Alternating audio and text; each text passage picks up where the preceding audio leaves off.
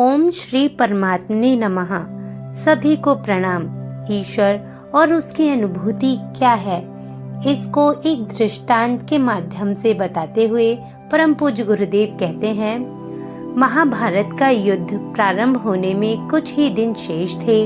कौरव और पांडव दोनों पक्ष अपनी अपनी तैयारियां युद्ध के लिए कर रहे थे। अपने अपने पक्ष के राजाओं को निमंत्रित कर रहे थे। भगवान श्री कृष्ण को निमंत्रित करने के लिए अर्जुन और दुर्योधन एक साथ पहुँचे। भगवान ने दोनों के समक्ष अपना चुनाव प्रश्न रखा।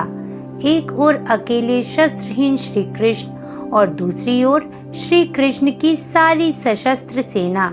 इन दोनों में से जिसे जो चाहिए वह मांग ले।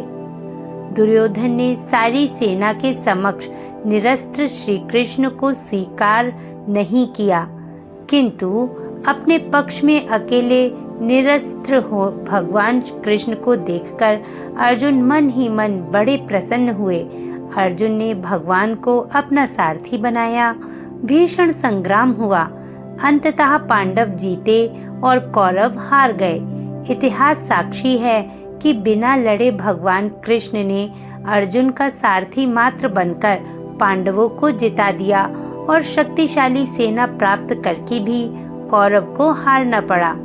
दुर्योधन ने भूल की जो स्वयं भगवान के समक्ष सेना को ही महत्वपूर्ण समझा और सैन्य बल के समक्ष भगवान को ठुकरा दिया।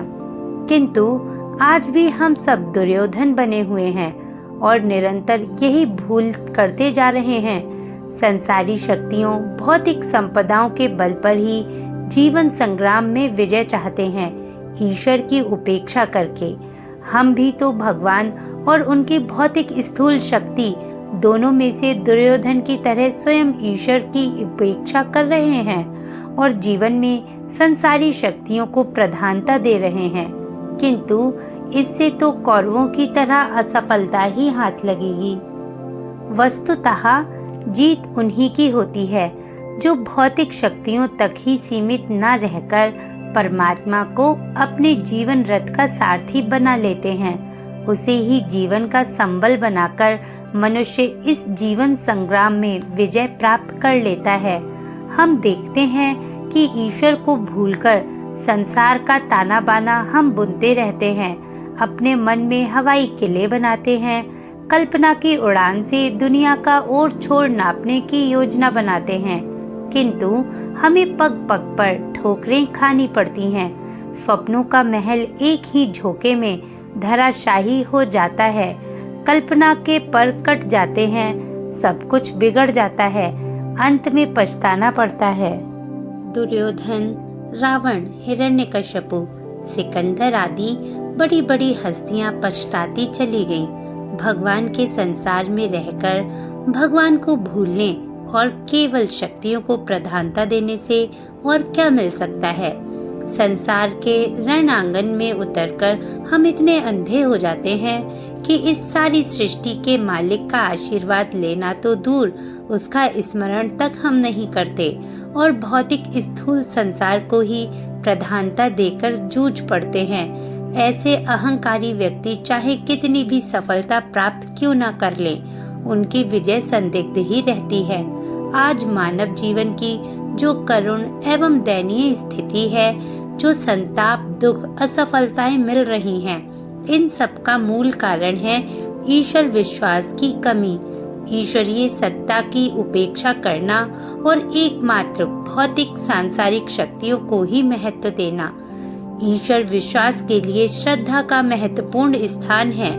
भौतिक जीवन तथा शारीरिक क्षेत्र में प्रेम की सीमा होती है।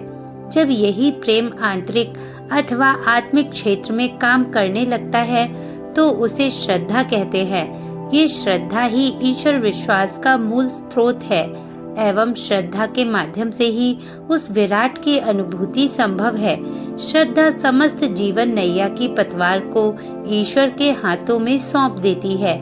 जिसकी जीवन डोर प्रभु के हाथों में हो, भला उसे क्या भय?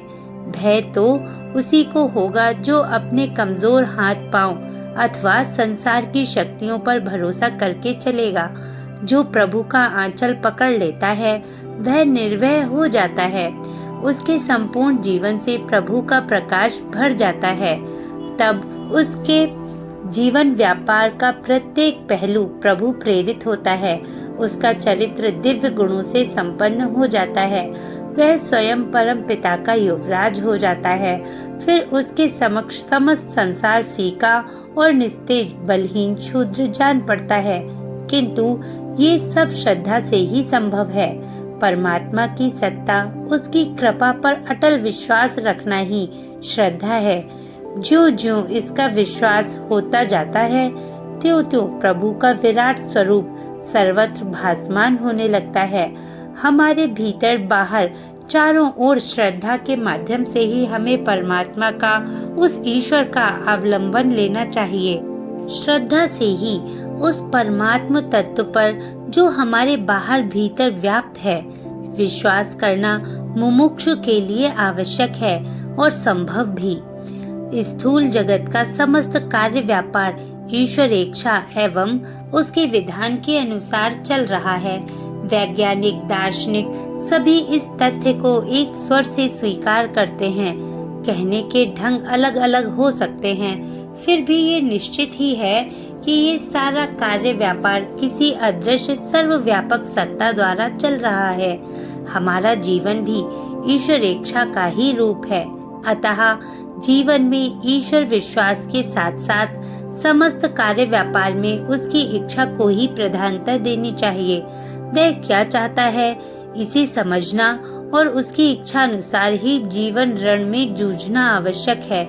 इसी तथ्य का संकेत करते हुए भगवान कृष्ण अर्जुन से कहा करते हैं कि हे अर्जुन, तू निरंतर मेरा स्मरण करता हुआ मेरी इच्छा अनुसार युद्ध कर।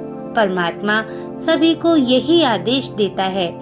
ईश्वर का नाम लेकर उनकी इच्छा और जीवन में परिणत होने देकर जो संसार के रणांगन में उतरते हैं, उन्हें अर्जुन की ही तरह निराशा का, असफलता का सामना नहीं करना पड़ता। ईश्वर इच्छा को जीवन संचालन का केंद्र बनाने वाले की हर सांस से यही आवाज निकलती रहती है, हे ईश्वर तेरी इच्छा पूर्ण हो, ईश्वर तेरी इच्छा पूर्ण हो। जीवन का यही मूल मंत्र है। महापुरुषों के जीवन इसके साक्षी हैं। स्वामी दयानंद ने अंतिम बार जहर खाते हुए भी कहा कि ईश्वर तेरी इच्छा पूर्ण हो। महात्मा गांधी ने गोली खाकर कहा, हे राम तेरी इच्छा पूर्ण हो। ईसा को क्रूस पर चढ़ाया गया, तब उन्होंने भी प्रभु को ही पूर्ण होना बताया। जीवन में हर सांस, हर धड़कन में हम प्रभु की इच्छा को ही प्रधान समझें। जीवन को प्रभु के हाथों सौंप दें तो अंत में भी उसके पावन अंक में ही स्थान मिलेगा। साथ ही हमारा भौतिक जीवन भी दिव्य एवं महान बन जाएगा। भगवान कहते हैं कि मेरा भक्त बन जा, सारे कर्म अकर्म मुझे अर्पित कर दे, मैं तुझे सर्व सुखों से पार कर दूंगा। मेरा भक्त बन जा, सारे कर्म अकर्म मुझे अर्पित कर दे, मैं तुझे सर्व दुखों से पार कर दूंगा। अहंकार का पुतला मनुष्य प्रभु की इच्छा को, उनकी आज्ञा को स्वीकार नहीं करता और अपने ही निर्बल कंधों पर अपना बोझ उठाए फिरता है। इतना ही नहीं, दुनिया का भार उठाने का दम भी भरता है। यही कारण है कि निराशा, चिंताएं, दुख, रोग, असफलताएं उसे घेरे हुए हैं और रात दिन व्याकुल सा, सिर धुनता हुआ मनुष्य अत्यंत परेशान सा दिखाई देता है। अहंकार वश प्रभु की इच्छा के विपरीत चलकर कभी सुख शांति मिल सकती है? नहीं, कदापि नहीं। हमें अपने हृदय मंदिर में से अहंकार, वासना, राग, द्वेष को निकालकर रिक्त करना होगा और ईश्वर इच्छा को सहज रूप में काम करने देना होगा। तभी जीवन यात्रा सफल हो सकेगी। ईश्वर के प्रति विश्वास, श्रद्धा, उसकी इच्छा को जो समस्त स्थूल और सूक्ष्म संसार का संचालन कर रही है, सहज रूप में काम करने देना जीवन के मूल मंत्र हैं। मनुष्य की शक्ति अत्यंत अल्प है, वह अहंकार की शक्ति है। बड़े बड़े कौरव, वाणासुर, रावण, हिरण्यकश्यपु अनेकों असुरों ने ईश्वरीय सत्ता को चुनौती दी थी अपने सांसारिक बल और अहंकार बल से, किंतु अंत में पछताते गए। साधारण मनुष्य की तो बात ही क्या, अपने जीवन की बागडोर उनके हाथों देकर निश्चिंत हो जाने वाले ही उनके विराट रूप का दर्शन कर कृतार्थ हो जाते हैं। हमें सचेत होकर अपना रथ भगवान के हाथों में देना है। परम पिता के संरक्षण में हमें अपनी विजय यात्रा पर चलने को तैयार हो जाना है। हमारी प्रत्येक सांस और धड़कन में प्रभु का अमर संगीत गूंजता रहे। हमारे हृदय मंदिर में विराजमान प्रभु हमारे जीवन रथ का संचालन करते रहें और अंत में उनके पावन अंक में ही हमें स्थान मिले, ऐसी उनसे प्रार्थना है। वे ही हमारे बाहर भीतर एक रस में व्याप्त हो रहे हैं। धन्यवाद।